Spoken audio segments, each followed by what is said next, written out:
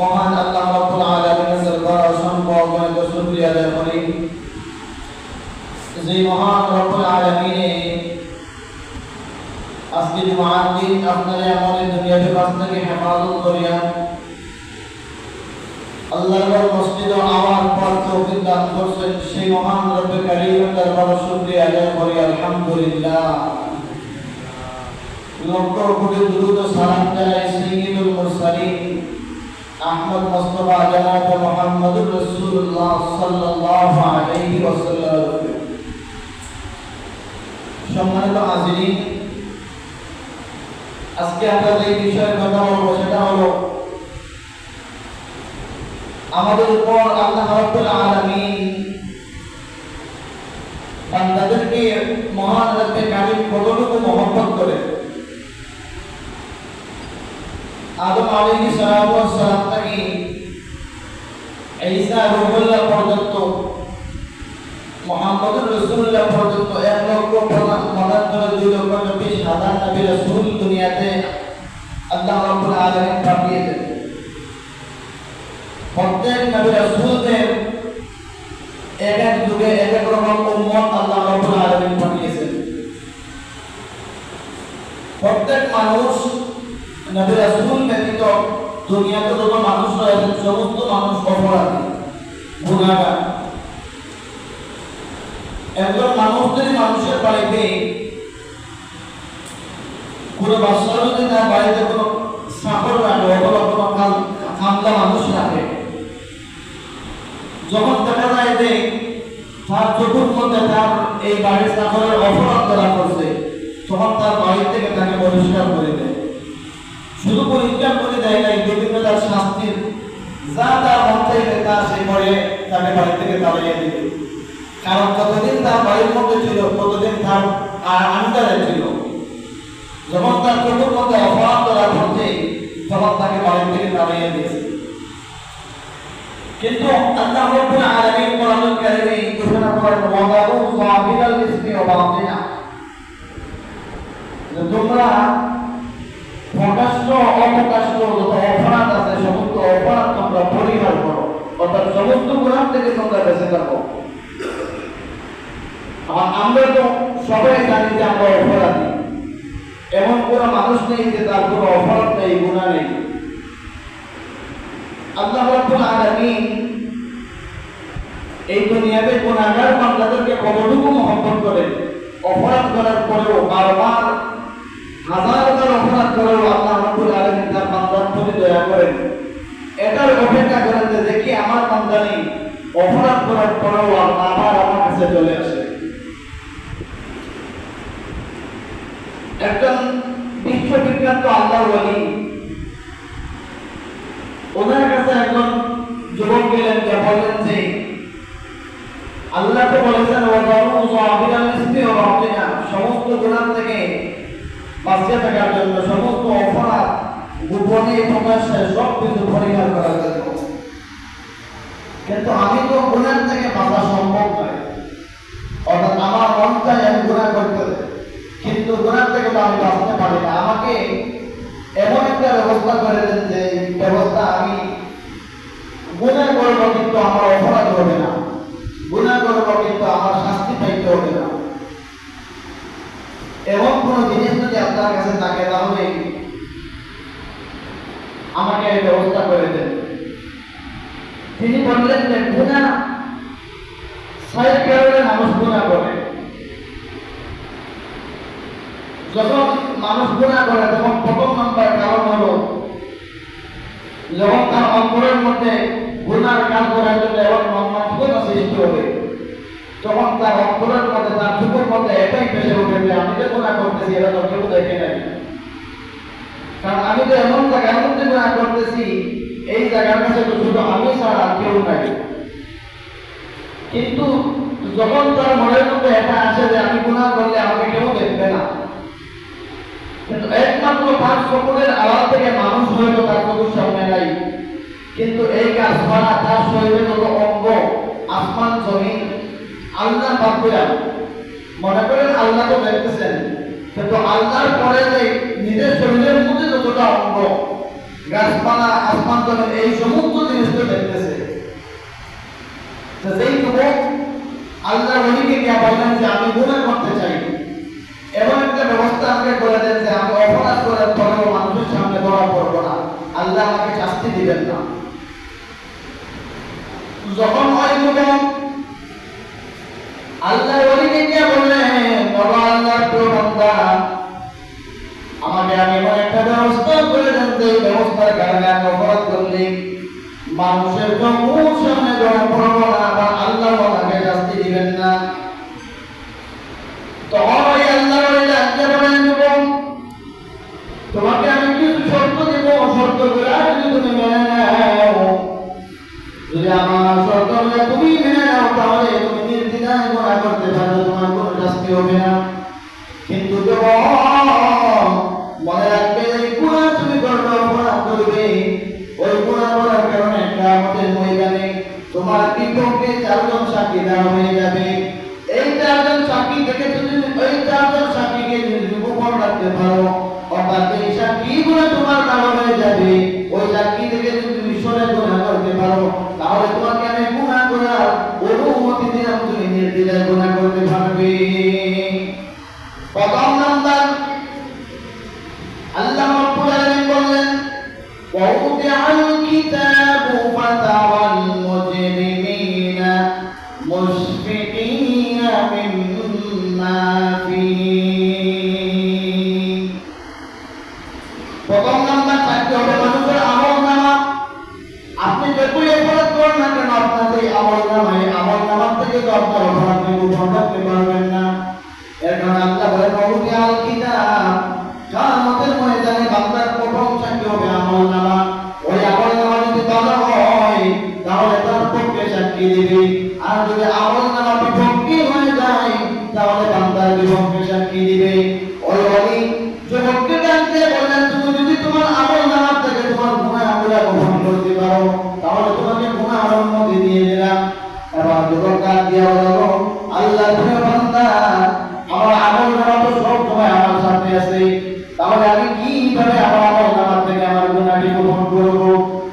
দ্বিতীয় নাম্বার, আল্লাহ রাব্বুল আলামিন বলেন, ওয়া ইন্না আলাইকুম লাহাফিজিন কিরামান কাতিবিন ইয়ালামুনা মা তাফআলুন। আল্লাহ জানতে বলে জীবন, দুই নাম্বার তোমার দেশে কি হবে, সেটা হলো তোমার দুই কাজে, দুইজন ফেরেশতা, ওয়া ইন্না আলাইকুম লাহাফিজিন কিরামান কাতিবিন।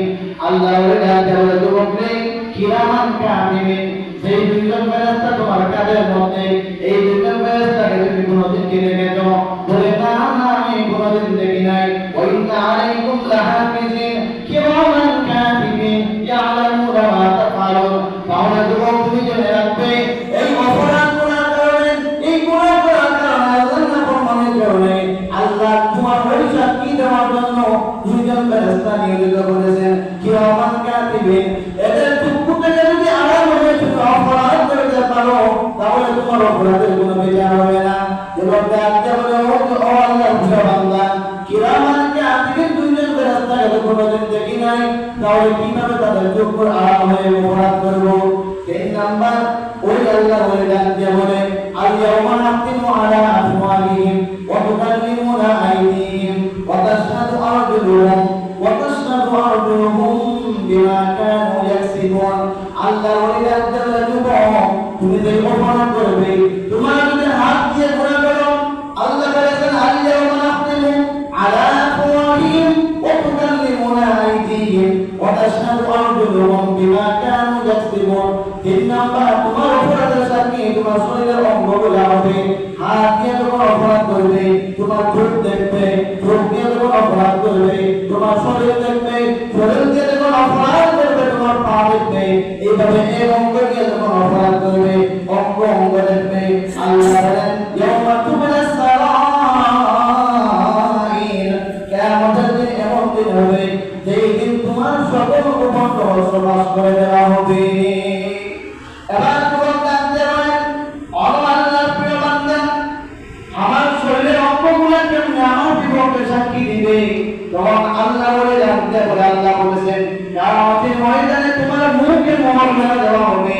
যখন সমস্ত মানুষরা কিয়ামতের কঠিন ময়দানে দাঁড় হয়ে যাবে, তখন আল্লাহ সমস্ত মানুষের মুখের মধ্যে মোহর মেরে দিবেন, হাতের জবান করে দিবেন, চোখের জবান করে দিবেন, পায়ের জবান করে দিবেন। আল্লাহু নাখতিমু আলা আফওয়াহিহিম, যখন আপনার মুখ সাক্ষী দিতে হবে না, আপনার হাত আপনার বিপক্ষে সাক্ষী দেবে, আপনার পা আপনার বিপক্ষে সাক্ষী দেবে, আপনার চোখ আপনার বিপক্ষে